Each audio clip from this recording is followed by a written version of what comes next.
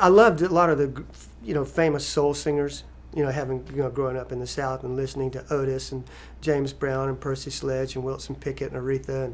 And then after my experience with Gideon, I learned where it was all coming from. They all got it from the church. Yeah. So that was really the genesis of soul singing.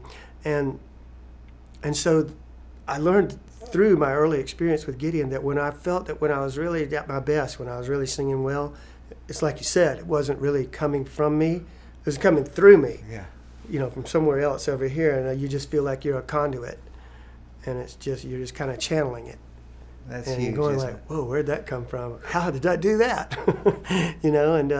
And I think the best moments are still like that. Yeah. When you can just kind of, it's a Zen state, really. Yeah, it is. And we lost that for a while, musically. Yeah, I think, I agree. the bands I was in the 70s and even the early 80s, when that whole idea of guys getting in a room together, jamming, okay, where is this going to take us? What's happening here? And then it's like you said, pretty soon you're being controlled by some other forces, or you're just, what this guy, what he's going to play before he plays it and where it's going to go. Even though you've never been there before. Jam bands. And then in the 80s, we kind of lost that for a long time.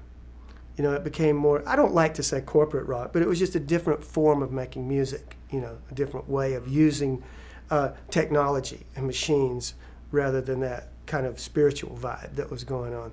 And then in the 90s, some of the newer bands and younger bands started to get it back again, some of the newer jam bands, sometimes people ask me about, the 60s and early 70s and the movement and, what happened. And, what happened was really we made it. Once we started to become commercially successful and accepted and accessible, and all of the things of the kind of counterculture rock and roll started filtering into mainstream, money gets involved, and then it starts to, the tail wags the dog, and then all of a sudden, rather than being counterculture, a lot of people started saying, wow, I kind of like all this materialism, and all these creature comforts, and all this. Big cars are kind of cool, big houses, swimming pools, wow.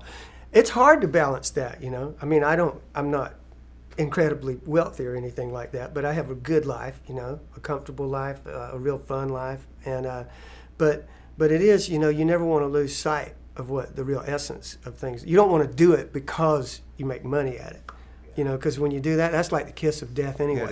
Yeah, it is. And I really admire people, the really huge stars who do seem to keep it in check, people like Springsteen and Bono and people like that maintain this kind of street credibility when they're multi-millionaires, but they keep it in proper perspective, I think.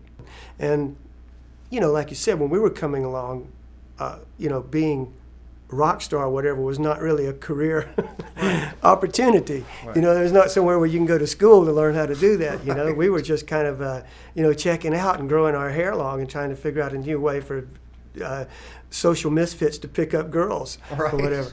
And, but we made it.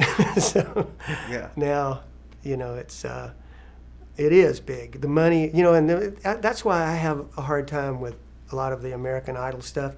Because it's just, there's a lot of talent there, but it's just like a game show or something, and I just can't get into it.